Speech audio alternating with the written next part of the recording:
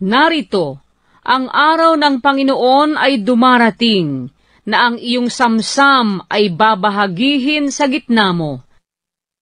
Sapagkat aking pipisanin ang lahat na bansa laban sa Jerusalem sa pagbabaka, at ang bayan ay masasakop, at ang mga bahay ay lolooban, at ang mga babae ay dadahasin, at ang kalahati ng bayan ay yayaon sa pagkabihag, at ang nalabi sa bayan ay hindi mahihiwalay sa bayan.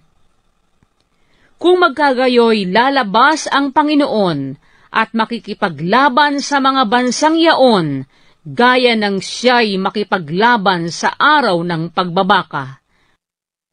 At ang kanyang mga paa ay magsisitayo sa araw na yaon sa bundok ng mga olibo na nasa tapat ng Jerusalem sa dakong silanganan, at ang bundok ng mga olibo ay mahahati sa gitna niya sa dakong silanganan at sa dakong kalunuran, at magiging totoong malaking libis, at ang kalahati ng bundok ay malilipat sa dakong hilagaan, at ang kalahati ay sa dakong timugan.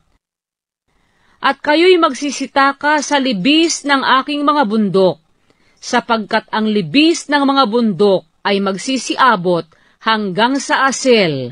Oo, kayo'y magsisitakas gaya ng kayo'y tumakas mula sa lindol ng mga kaarawan ni Uzias na hari sa Huda. At ang Panginoon kong Diyos ay darating, at ang lahat na banal na kasama niya. At mangyayari sa araw na yaon na hindi magkakaroon ng liwanag, at ang mga nagniningning ay uurong. Ngunit magiging isang araw na kilala sa Panginoon, hindi araw at hindi gabi, ngunit mangyayari na sa gabi ay magliliwanag. At mangyayari sa araw na yaon na ang buhay na tubig ay magsisibalong mula sa Jerusalem, kalahati niya oy sa dakong dagat silanganan, at kalahati niya oy sa dakong dagat kalunuran, sa tag-init at sa tag-ginaw mangyayari. At ang Panginooy magiging hari sa buong lupa. Sa araw na yaoy magiging ang Panginoon ay isa, at ang kanyang pangalan ay isa. Ang buong lupain ay magiging gaya ng Araba, mula sa Geba hanggang sa Rimon, na timugan ang Jerusalem, at siya'y matataas at tatahan sa kanyang dako, mula sa pintuang bayan ng Benjamin hanggang sa dako ng unang pintuang bayan, hanggang sa sulok na pintuang bayan, at mula sa muog ng Hananel hanggang sa pisaan ng ubas ng hari. At ang mga tao'y magsisitahan doon, at hindi na magkakaroon pa ng sumpa, kundi ang Jerusalem ay tatahang tiwasay. At ito ang salot na ipananalot ng Panginoon sa lahat na bayan na nakipagdigma laban sa Jerusalem. Ang kanilang laman ay matutunaw, samantalang sila'y nangakatayo ng kanilang mga paa, at ang kanilang mga matay mga tutunaw sa kanilang ukit, at ang kanilang dila ay matutunaw sa kanilang bibig. At mangyayari sa araw na yaon na magkakaroon ng isang malaking kaingay sa gitna nila na mula sa Panginoon, at hahawak ang bawat isa sa kanila sa kamay ng kanyang kapwa, at ang kamay niya ay magbubuhat laban sa kamay ng kanyang kapwa. At ang Huda naman ay makikipaglaban sa Jerusalem, at ang kayamanan ng lahat na bansa sa palibot ay mapipisan, ginto at pilak, at kasuotan na totoong sagana.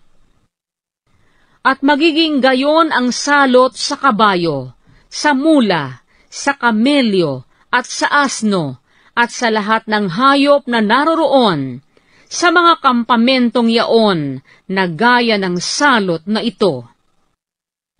At mangyayari na bawat maiwan sa lahat na bansa na naparoon laban sa Jerusalem ay aahon taon-taon upang sumamba sa hari, sa Panginoon ng mga hukbo, at upang ipangilin ang mga kapistahan ng mga balag.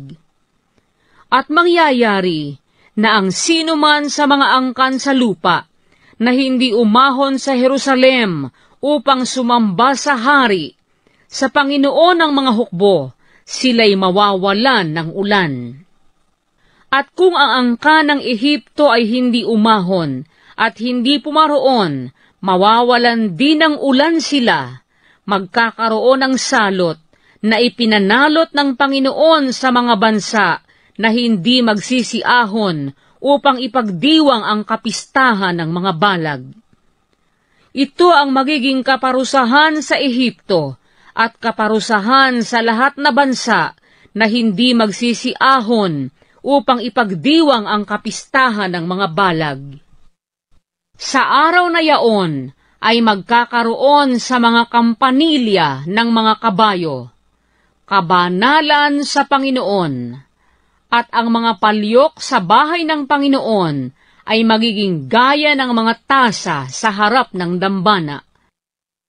Oo, bawat palyok sa Jerusalem at sa Huda ay aariing banal sa Panginoon ng mga hukbo, at silang lahat na nangaghahain ay magsisiparoon at magsisikuhan yaon at magpapakulo roon, at sa araw na yaon ay hindi na magkakaroon pa ng Kananeo sa bahay ng Panginoon ng mga hukbo.